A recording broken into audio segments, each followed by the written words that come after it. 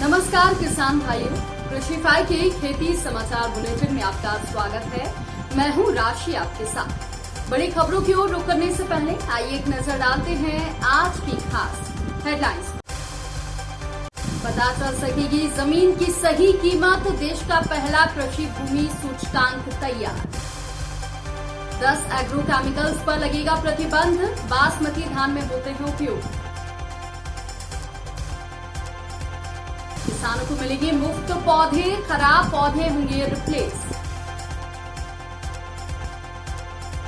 प्रधानमंत्री कृषि सिंचाई योजना की सब्सिडी बढ़ी।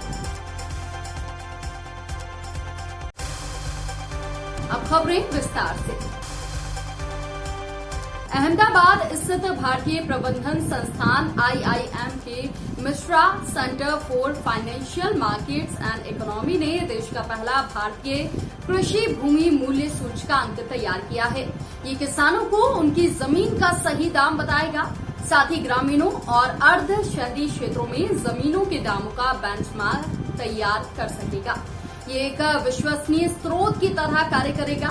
इसके लिए भूमि की कीमतों में कार्य करने वाली एक निजी कंपनी एस फार्मर्स इंडिया के द्वारा डेटा संबंधी सहायता ली जाएगी। अभी ये सूचकांक किसानों की जमीन के दाम बताने के लिए 4 फैक्टर पर काम करेगा। इसमें इंटरनेशनल एयरपोर्ट होने की संभावना, नजदीकी एयरपोर्ट से दूरी और नजदीकी कस्बे से दूरी को प्रमुख रूप से शामिल किया गया है। पंजाब के कृषि व किसान कल्याण विभाग ने 10 एग्रो केमिकल्स पर प्रतिबंध लगाने की मांग की है। इसके लिए विभाग ने राज्य सरकार को प्रस्ताव भी भेजा है। इस प्रस्ताव में जिन 10 एग्रो केमिकल्स पर प्रतिबंध लगाने की मांग की है, उन सभी एग्रो केमिकल्स का उपयोग किसान आमतौर पर सुगंधित बासमती धान पर स्प्रे करने के लिए करते हैं। बासमती धान की खेप में कार्बोनडिज्म और ट्राइसाइक्लोजोल मिलने के बाद एग्रो केमिकल को बैन करने की मांग उठी है। विभाग जिन केमिकल्स को प्रतिबंध करने की मांग कर रहा है, उसमें मैथेमिडोफोस, ब्रोफोजिन और एसेफेट के साथ ही आइसोप्रोथियोलोन, प्रेपिकोनाजोल और प्रोफेनोफोस शामिल है। आपको बता दें कि कीटनाशक अधिनियम 1968 के अंतर्गत किसी भी एग्रो केमिकल पर प्रतिबंध लगाने का अधिकार सिर्फ उर्वरक मंत्रालय के पास है, लेकिन राज्य सरकार किसी भी एग्रो केमिकल्स पर अधिकतम 60 दिन के लिए प्रतिबंध लगा सकती है। हिमाचल प्रदेश के बागानों को सरकार मुफ्त में 1.5 लाख पौधे देगी। दरअसल साल 2018 में इटली से सेब के पौधे आयात किए गए थे, जो कि निम्न क्वालिटी और बीमारियों से ग्रस्त थे। इनमें से 80% पौधे सूख गए थे। ऐसे में सरकार ने इन पौधों को रिप्लेस कर नए पौधे मुफ्त में बागानों और किसानों को देने का निर्णय लिया है।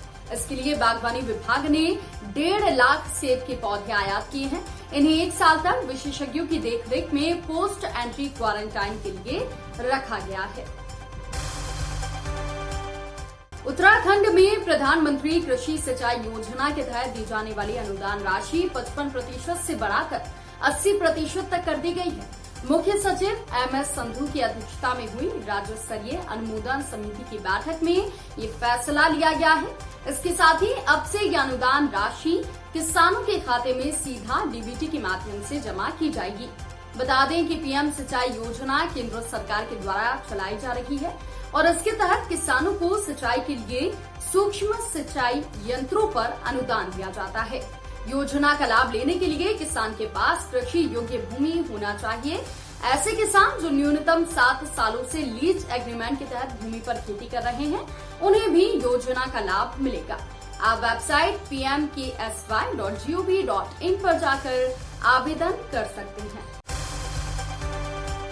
किसान भाइयों, हमारे ये बुलेटिन आपको कैसा लगा, कमेंट करके हमें जरूर बताएं। साथ ही खेती बाड़ी और किसानों से जुड़ी लेटेस्ट खबरों के लिए जुड़े रहिए कृषि फाई के साथ। धन्यवाद।